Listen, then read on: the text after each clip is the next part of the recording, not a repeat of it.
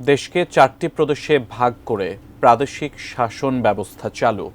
ঢাকা, নারায়ণগঞ্জ, টঙ্গী, সাভার নিয়ে রাজধানী মহানগর সরকার গঠন সহ শতাধিক সুপারিশ সম্বলিত প্রতিবেদন প্রধান উপদেষ্টা ডক্টর মোহাম্মদ ইউনূসের কাছে জমা দিয়েছে জনপ্রশাসন সংস্কার কমিশন। দুপুরে প্রধান উপদেষ্টার বাসভবন যমুনায় প্রতিবেদন দিয়েছে বিচার বিভাগ সংস্কার কমিশনও। এ সময় প্রধান উপদেষ্টা বলেন, প্রতিবেদনগুলো নাগরিকদের অধিকার ফিরে পাওয়ার আশা জাগাচ্ছে। বিস্তারিত জানাচ্ছেন সাজেদা সুইটি। প্রথম দিকে ঘোষণা করা প্রধান ৬টি সংস্কার কমিশনের ৪টি আগেই প্রতিবেদন জমা দিয়েছে। বুধবার বাকি দুটি কমিশন প্রধান উপদেষ্টার কাছে জমা দেওয়া প্রতিবেদনে স্বল্প, মধ্য ও দীর্ঘমেয়াদী সুপারিশ তুলে ধরেছে। এ সময় জনপ্রশাসন সংস্কার কমিশনের প্রধান আব্দুল মুহিত চৌধুরী বলেন, জনসেবা নিশ্চিত করতে দেশকে ৪টি প্রদেশে ভাগ করার সুপারিশ করেছেন তারা। লোকসংখ্যার কারণে এই সেন্ট্রাল অ্যাডমিনিস্ট্রেশন এটা নট ভেরি এফেক্টিভ। তো যদি 4টা প্রভিন্স করা যায় তাহলে আমাদের ধারণা যে একদিকে যেমন এই সমস্যাগুলো যাবে, আরেকটা হলো রাজনৈতিক দিক থেকেও এর একটা প্রভাব আসবে। কারণ ওয়ান সেন্ট্রাল গভর্নমেন্ট কেউ একবার বসে গেলে he or she can control the entire country. এবং ভারত, পাকিস্তান সহ নেপাল, বিভিন্ন দেশে এই ব্যবস্থা আছে।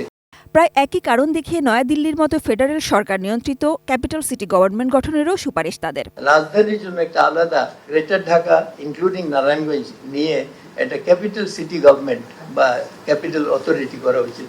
কোয়ালিটি সম্পন্ন আন্তর্জাতিক মানের still bar CSRM, committed for better still.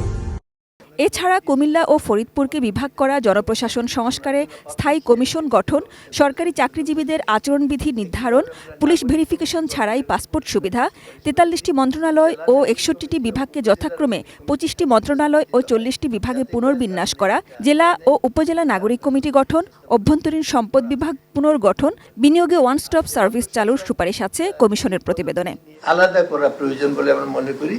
Abdul Muhith Chowdhury আরও জানান, জেলা প্রশাসক পদবি পরিবর্তন করে ডিস্ট্রিক্ট ম্যাজিস্ট্রেট করা, ভূমি নিবন্ধন ডিজিটাল করা ও আইন মন্ত্রণালয় থেকে সরিয়ে ভূমি মন্ত্রণালয়ে আনা, ইমিগ্রেশনে আলাদা সার্ভিস চালু এবং নিকা নিবন্ধন অফিস জেলা প্রশাসনের হাতে দেওয়ার পক্ষে তারা।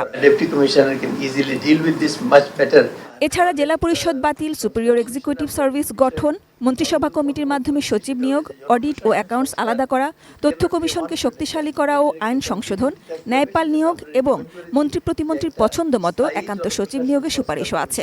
সরকারি আমলারা এখানে না যাওয়া আমরা রিকমেন্ড করি। পরবর্তীকালে নানানভাবে হেনস্থা হয় চাকরি। প্রধান উপদেষ্টা ডক্টর মোহাম্মদ ইউনূস বলেন, অধিকারহীনতার সংস্কৃতি থেকে বের হওয়ার আশা জাগাচ্ছে প্রতিবেদনগুলো। নাগরিক হিসেবে যে আমাদের একটা দাবি আছে, অধিকার আছে, সেটা ভুলে যাওয়ার অভিজ্ঞতা, নতজানু হওয়ার অভিজ্ঞতা।